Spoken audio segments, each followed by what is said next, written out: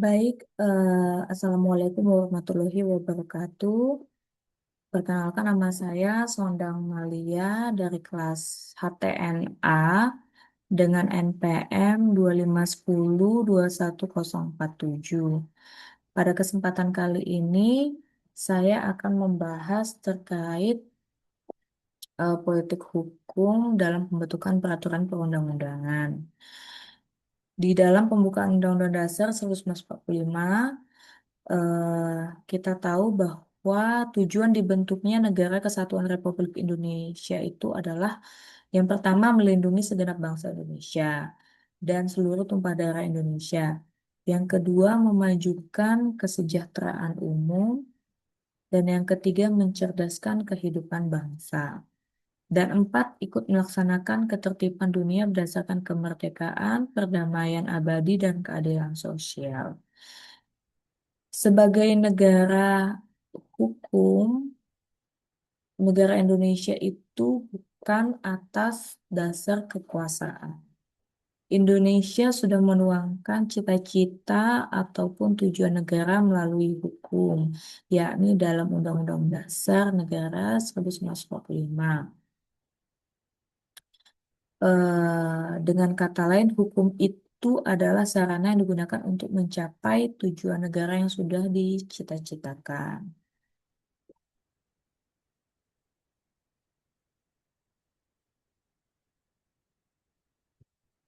Presiden dan DPR itu adalah bentuk pembentuk peraturan perundang-undangan sebagaimana yang diamanatkan dalam Undang-Undang Dasar 1945.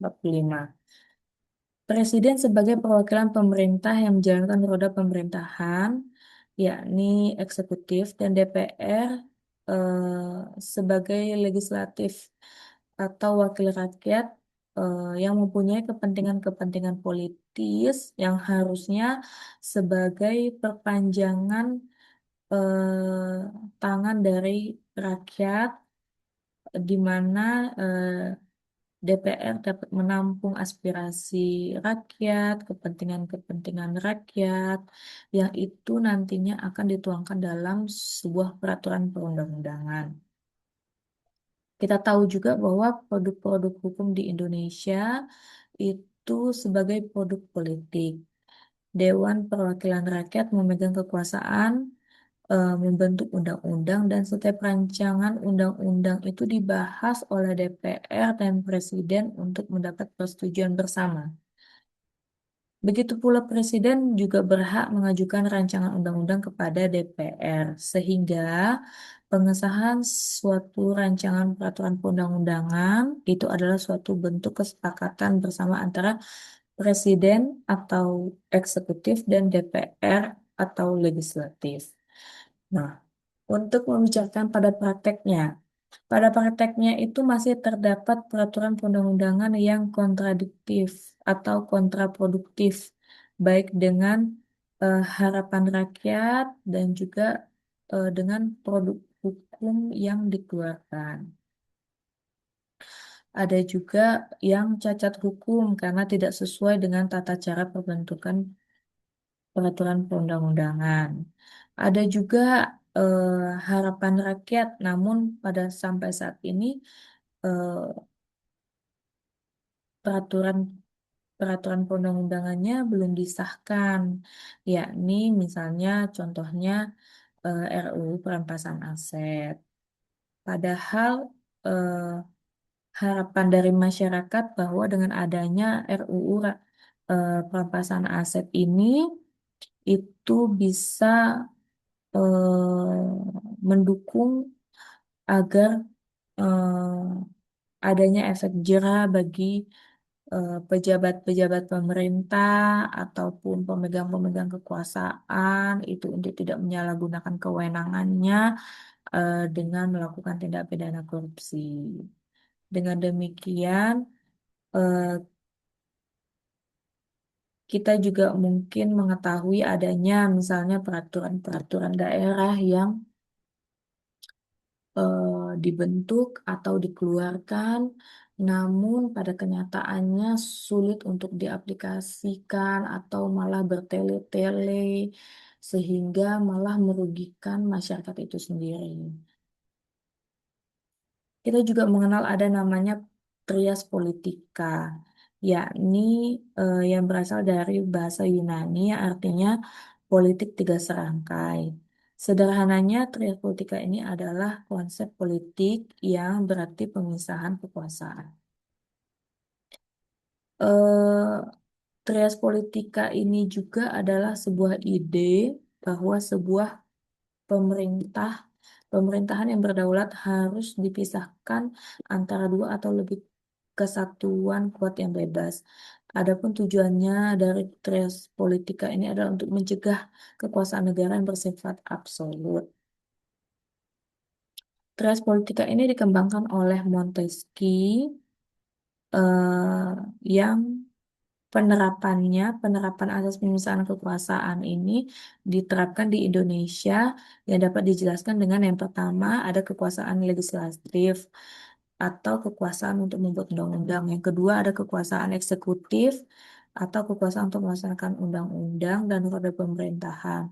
Dan ada ya dan ada juga kekuasaan yudikatif atau kekuasaan yang berkewajiban mempertahankan undang-undang dan berhak memberikan peradilan kepada rakyatnya.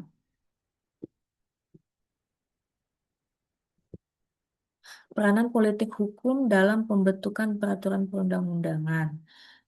Di sini ada beberapa ahli yang mengungkapkan bahwa ada Patmo Wahyono yang menyebutkan bahwa politik hukum itu adalah kebijakan penyelenggaraan negara yang bersifat mendasar dalam menentukan arah, bentuk maupun isi dari hukum yang akan dibentuk dan tentang apa yang akan dijadikan kriteria untuk menghukumkan sesuatu.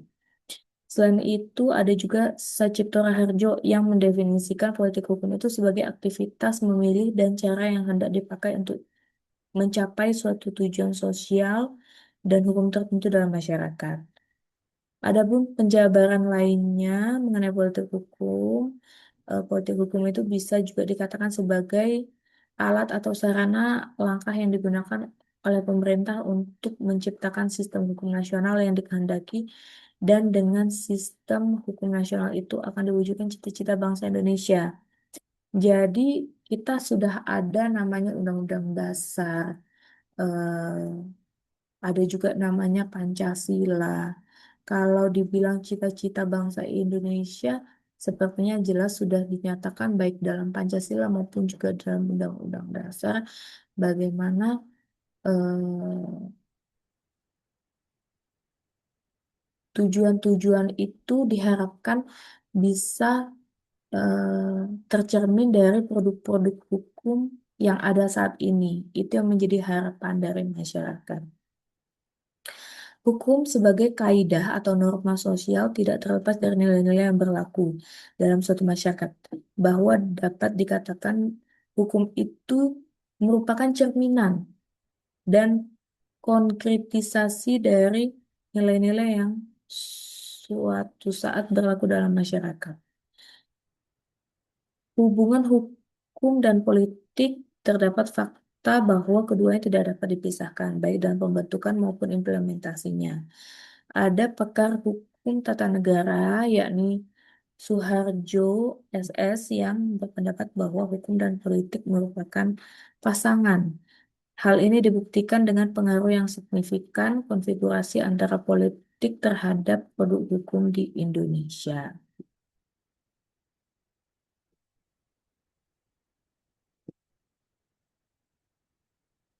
Pandangan bahwa politik merupakan determinan atas hukum, sehingga hukum adalah produk politik, maka ada teori eh, Mahfud MD tentang politik hukum di Indonesia adalah konfigurasi politik yang demokrasi dan melahirkan hukum responsif atau populistik. Begitu juga dengan sebaliknya. Politik hukum di Indonesia adalah karakter hukum pemerintahan daerah di era Orde Baru. Konfigurasi politik yang diciptakan pada periode ini adalah otoriter, birokratis karena obsesi menciptakan stabilitas sebagai syarat utama pembangunan ekonomi. Ada juga eh, politik hukum agraria di Orde Baru tidak lagi berkutat pada pembentukan UU-PA, melainkan penerapan UU-PA di mana pada era Orde Baru berorientasi pada pembangunan nasional, sehingga tuntutan atas tanah dan intensitas pengambilan tanah dari masyarakat meningkat pesat. Pada awal reformasi, contohnya, itu ada konfigurasi politik cenderung ke arah demokratis, di mana diawali dengan amandemen Undang-Undang Dasar 1945 dari yang pertama sampai yang keempat. Lalu adanya kebijakan pemilu 5 tahun, terus adanya Undang-Undang Nomor 32 tentang pemerintah daerah yang mengatur juga terkait otonomi daerah. Ada juga Undang-Undang Nomor 30 Tahun 2002 tentang KPK, di mana hal tersebut mencerminkan arah karakter produk hukum yang responsif atau eh, populistik yang eh, sejalan dengan teori politik hukum. Hal ini yang disuarakan oleh Profesor Mahfud MD.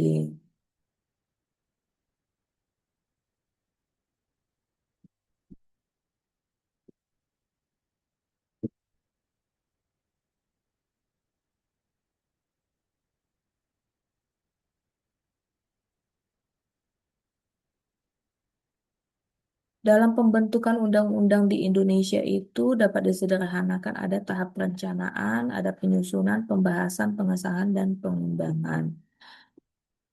Hal ini apabila kalau dilihat di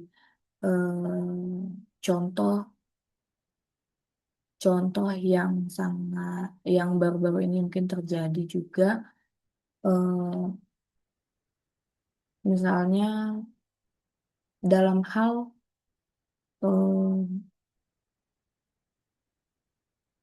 penetapan batas usia calon presiden dan calon wakil presiden, di mana adanya putusan Mahkamah Konstitusi eh, yang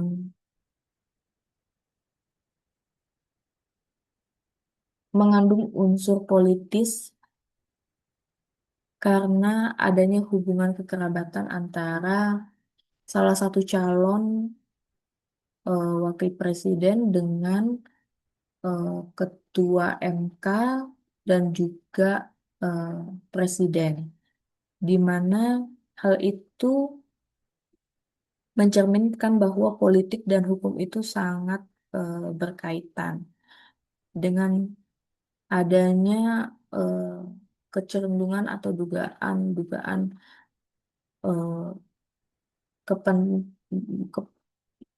muatan kepentingan politik sehingga harus dikeluarkannya eh, putusan putusan MK yang eh, bisa meloloskan eh, seorang Gibran menjadi calon wakil presiden yang tadinya tidak ada substansi pernah menjabat sebagai kepala daerah, namun dengan adanya putusan MK akhirnya batas usia calon presiden dan atau wakil presiden diubah menjadi minimal eh, pernah pernah sebagai kepala daerah. Hal ini menunjukkan bahwa politik itu tidak lepas daripada hukum karena memang eh, kalau ingin eh, produk hukumnya baik, muatan politiknya pun harus mengarah kepada hal yang baik pula. Dari hal ini juga kita lihat bahwa eh, hmm, hal ini sudah apa gimana ya sudah dipandang menjadi suatu hal yang lumrah bahwa memang seperti inilah kondisi eh, perpolitikan di Indonesia dan juga pengaruhnya sangat besar ketika itu menjadi sebuah kebijakan atau kebijaksanaan.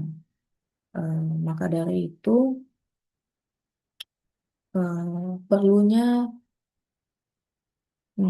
pengawasan yang sangat ketat atau nggak pembagian kekuasaan sebagaimana teras politika itu harus berjalan karena apabila tidak berjalan maka eh, politik akan menjadi tidak seimbang antara politik dan juga hukumnya. Nanti suatu kepentingan kekuasaan itulah yang akan menjadi lebih besar muatannya dibandingkan dengan eh, kekuatan hukum itu sendiri. Mungkin itu saja yang menurut saya bisa sampaikan di kesempatan kali ini. Mohon maaf apabila ada ucapan dan juga penyampaian saya yang keliru. Demikian presentasi saya. Terima kasih.